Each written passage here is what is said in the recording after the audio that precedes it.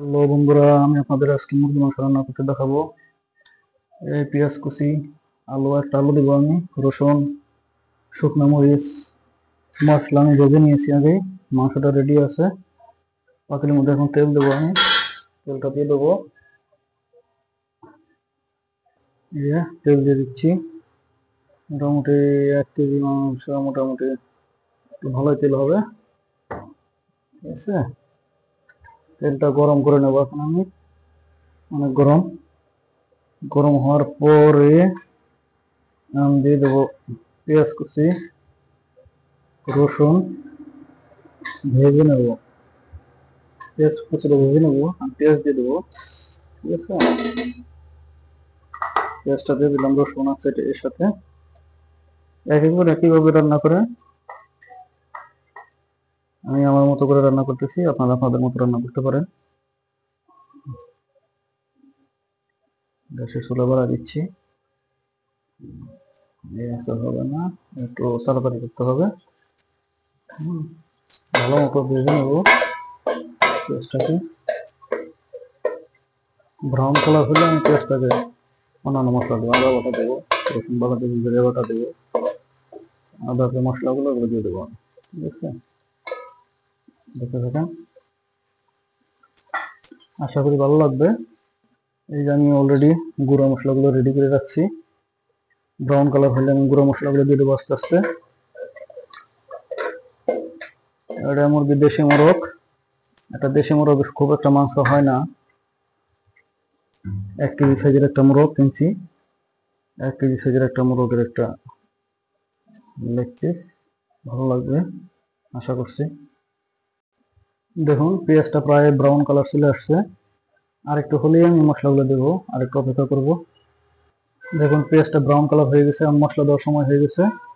আদা বাটাটা দিয়ে দেবো এখন আমি আদা বাটাটা দিয়ে দিয়েছি। মেরে করে নেবো আদা বাটাটা। তারপর গুঁড়ো মশলাগুলো দেবো আস্তে আস্তে ধীরে ধীরে।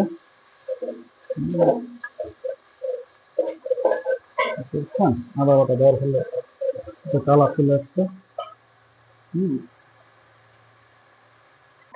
আমি অলরেডি গুঁড়ো মশলাগুলো দিয়ে দিচ্ছি। দেখুন এখন অন্যরকম একটা কালার চলে আসছে। আমি সাথে একটু পানি মিশিয়ে নিব। পানিটা দিলে কি হয়, কোনো সমস্যা হবে না।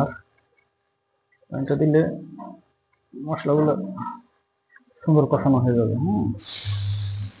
পানি দিলাম, একটু পানি দিয়ে কষাই নেব, খুব সুন্দরভাবে কষাই নেব মশলাটাকে, না হলে ভালো লাগবে না। সুন্দর করে কষাই নেব।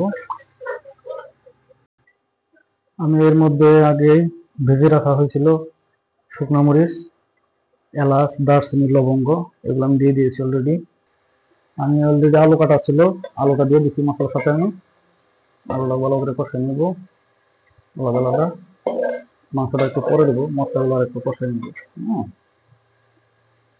আমার মশলাটা অলরেডি কষানো হয়ে গেছে। আমি মাংসটা দিয়ে দেবো। মাংসটা দিয়ে দিচ্ছি, মাংসটা দিয়ে দিলাম। মাংসটা আমি ভালো করে কষাই নেব। ঠিক আছে,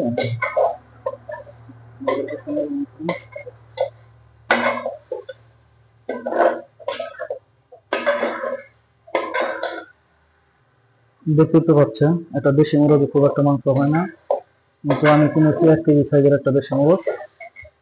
মাংস এটুকু হয়েছে, মোটামুটি 3 পর মতো, 1 কেজির কাছাকাছি হয়ে যাবে। 800 গ্রাম মতো মাংস হয়েছে। সম্পূর্ণ রান্না করতেছি। মাথাটা ফেলে দিয়েছি, পাটা ফেলে দিয়েছি, পাবিটা ফেলে দিয়েছি, সাউথনটা ফেলে দিয়েছি। এগুলো বাঁচতে অনেক কষ্ট হয়, এগুলো নেওয়া সম্ভব হয় না। ধন্যবাদ সবাইকে, দেখতে থাকুন। এবং মাংসের কালারটা পরিবর্তন হয়ে গেছে। হালকা একটু পানি দিচ্ছি কষানোর জন্য, নাহলে হবে না, নিচে লেগে ধরতেছে, লেগে যাচ্ছে। আশা করি সবাই বুঝতে পারতেছেন। আশা করি এখন ভালোভাবে কষানো হয়ে গেছে মাংসটা। পানি দিব, সিদ্ধ হয়ে গেছে প্রায়। কচি মোরগ কষানো হয়ে গেছে। আর এই সুবাদে আমার কলিজাটা খুব পছন্দ, রান্না করে কলিজাটা খেয়ে ফেললাম। ধন্যবাদ সবাইকে, সিদ্ধ হয়ে গেছে অলরেডি। অনেক মজা হয়েছে। ধন্যবাদ সবাইকে আমার ভিডিওটি দেখার জন্য। আমার চ্যানেলটি সাবস্ক্রাইব করে রাখবেন। ধন্যবাদ, আল্লাহ হাফেজ।